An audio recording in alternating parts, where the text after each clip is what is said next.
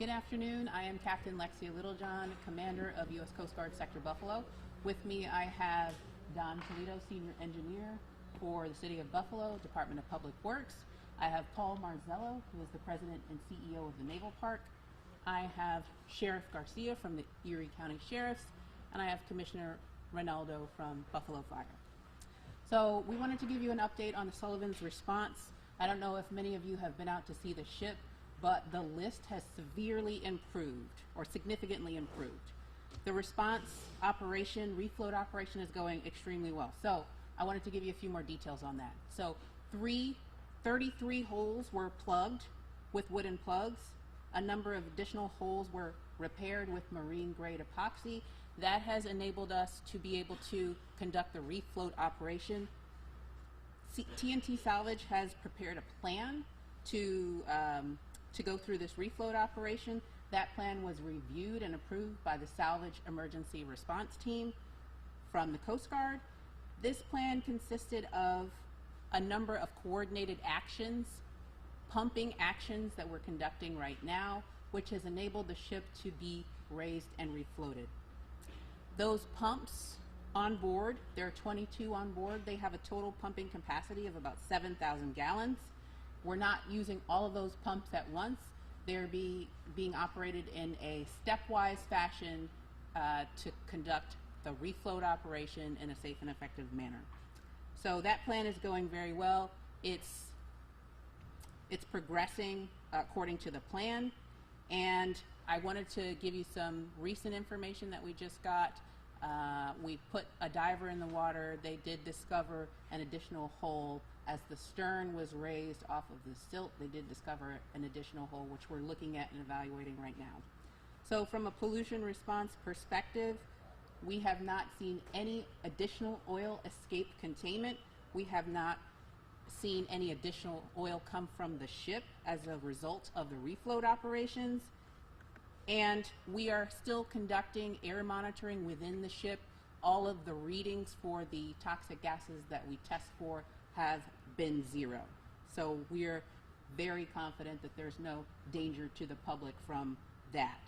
This has been a coordinated effort by the agencies that you see up here. I wanted to mention that there are a number of experts that we have on scene, including a marine chemist, a salvage master, a naval architect, commercial divers, a dive supervisor, pump operators, and environmental response personnel, all working in a coordinated effort to conduct this response safely and effectively. So I'm going to now turn it over to Mr. Marzello from the Naval Park to give some additional information. Thank you, Captain. Day 16. It's the first time in 16 days you've seen a lot of smiles starting to be cracked around this whole situation, and I'm delighted to say that you're going to see some marked improvements once we take you on our little field trip.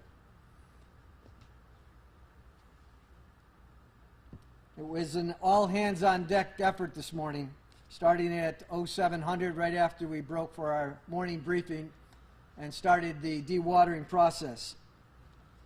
And the joy of seeing this historic landmark rise out of the water was a very meaningful and poignant time for all of us. And although we're certainly not going to take a victory lap right now because there's plenty of work still yet to do, we're very pleased and very excited to be at this particular point in time.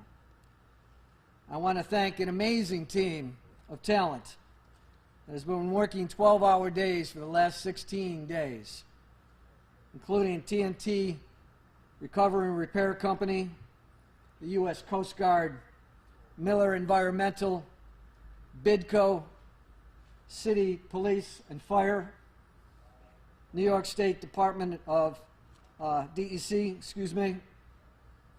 It's almost like a bit of a family that we have put together here over the course of these 16 days. And even though it might be sad to see them all go, we're going to be glad to get rid of them. They did an amazing job. Most importantly, I want to say a thank you to this community. Your letters, your texts, your calls, even your prayers inspired each and every one of us every morning to get out there and do the best job we could. We knew the importance of this job. It was just extra special to get those inspiring words to make us go out there and work that much harder. at our 1200 operations meeting, we had an opportunity to zoom into Kelly Sullivan's 4th grade classroom. She's a teacher out in Waterloo, Iowa. She's the granddaughter of Albert Sullivan. So it was a joyous opportunity for us to zoom in so she could see what was going on here. I kept on feeding her little texts of those, the ship rising out of the water, so she was very excited. And that's why she wanted her class of 4th graders to see what was going on here in Buffalo. And I have to say that it's been somewhat of a sister city relationship between Buffalo and Waterloo. We're trying to keep them informed, and they certainly are very well of the efforts that have been going on here for the past 16 days and are super appreciative. We exchanged the cheers and the greetings, and I think one of the biggest rises came out when Senior Engineer Don Polito, who I'm going to introduce in a moment, said to the class, well, now that we're at this joyous moment, we would expect Mrs. Sullivan to give you a reprieve from homework for the rest of the year. And we heard from the 4th graders cheering in the background. And as I said, this is the first time in 16 days that we've had a chance to be somewhat joyous about what's going on. We do have a lot of work yet to do. We've got a lot of people that have stepped up to volunteer their efforts. There will be a time when we need you, and we'll give a shout out to you to say this is the appropriate time to get in and do something that could help us out. But in the meantime, my message to everyone is thank you, thank you, thank you. Let me bring up Senior Chief Don Polito. Thank you. Hi, Don Polito, Senior Operations Engineer with the City Public Works Department. On behalf of the city, I could not be more happy with the level of talent that everybody has brought to this this project, from the Coast Guard, their staff, TNT, BIDCO. These guys have been out here for the past 16 days, working 12-hour days to get to the point where we are now with this ship. You know, at the end of the day, people said, you know, why is this taking so long? And until I got a chance to sit down with the naval architects the last couple days and see how involved the refloating plan was, I never understood myself either, and how strategic it had to be, that that ship had to be brought up slowly and evenly so we didn't twist her or torque her or cause any issues with the structure of the ship. So we couldn't be happier today with what we're seeing right now. Thank you.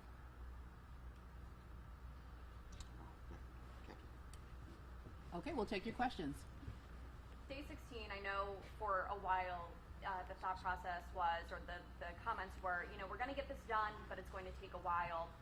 You all sound really excited with the progress that was made just today alone. Were you surprised that it only took 16 days? And I know that kind of sounds crazy saying only 16 days, but that it took about 2 weeks to get to this point. I think we were all surprised with exactly how fast the ship came up, and I think we had to actually slow it down a little bit to make sure that we kept the progress moving in a safe and effective manner. So I would say yes, Marley, I think that was surprising. Do you anticipate any permanent damage to this ship that will need to be addressed, you know, once the complete refloat is underway, you know, if there's any permanent damage? So the refloat operation is essentially what we would consider an emergency response. And then when we get into permanent repairs, that is transitioning into a different phase. Mr. Marzola, did you want to comment on that at all? I would be glad to. So as I think everyone was well aware, we had a plan in place.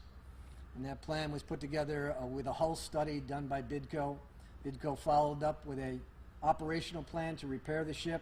We began that process last summer. It was interrupted with the cold, harsh winter weather, and it was going to resume this spring. Now, we still have a job to do, and BIDCO is going to be back on the job as soon as we get the okay from TNT and the Coast Guard and Environmental. They'll be back repairing the hull, and once we get that hull to the point where we think that we can make longer range decisions, we'll be there. But at this point, we don't see any reason that we would think that she has any permanent damage. We are totally confident that BIDCO can complete the job and make the repairs necessary that we expected. Paul, in this process of stabilizing and this ship taken care of. Have you identified any issues that you're concerned about with, say, the Croaker or the Little Rock that would be part of your long-term, look ahead here as far as what's happened, with this ship? Well, absolutely. This is one of 3 ships we have in the water. We have one outside with the PT boat. So we have a lot to be concerned about, and we are going to evaluate each and every ship separately based on their the integrity of their hull and the age of the ship and the amount of care and expenses that are connected with it to make sure that they also have that long-range plan. From a financial perspective, do you all have any idea the long-term costs or how much the cost of these repairs will be or are so far? Yeah, we don't really have an idea yet. I mean, the invoices aren't coming in yet. They will be shortly. Once they do, we're going to have I'm sure, a complete and thorough accounting of all the money that is going out and who it's going to, so that'll be public information. Where it's going to end up, I couldn't tell you. I don't know how much this total operation is going to cost until it's all over, and I don't know when it's going to be all over. So the question's a good one, but I just don't have a good answer for you yet. Can I follow up with, is dry docking an option for these repairs? So that has been mentioned a number of times, and it's something that we have considered. We considered it before we even went to the epoxy method of applying the hull. The problem has always been that we were concerned about the structural integrity of the ship to even make it to dry dock.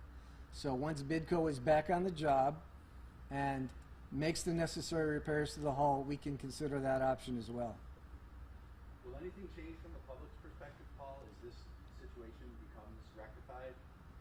Some of the fencing, some of the, people are able to get a little bit closer to see the ship? Yes, and I'm sure that that announcement will come out very shortly when we can start resuming normal operations. We certainly want to have the public back on the grounds to enjoy the other ships that are still here. And of course, the Liberty Hound restaurant is still open for business, as well as our gift shop. So from that standpoint, those are totally operational. We want to get the rest of the park online so that we can get back to the place where we belong. And that is giving people an opportunity to experience, see these vessels, and give them the proper respect and honor they deserve. From an emergency standpoint, what is left to be done in terms of repairs? I should probably go back to the captain and respond to that, if you would, please. From the emergency response standpoint, once we get the vessel up to an even keel, righted to the point where we feel that it's stable, we'll conduct another assessment. So we'll send divers around the entire vessel and make sure that it's stable in a sense that we can depart the scene and turn it over to Mr. Marzello, and then that becomes then the permanent repair transition phase. Any timeline at this point? I'm thinking early next week we should have a very good idea of what that transition is going to be. So I'm saying early next week at this point. Is there any new diver video that we could possibly receive today? I don't have diver video for you. I potentially could have some additional video for you. I'll confer with my counterparts after this and we'll get that to you. Any other questions?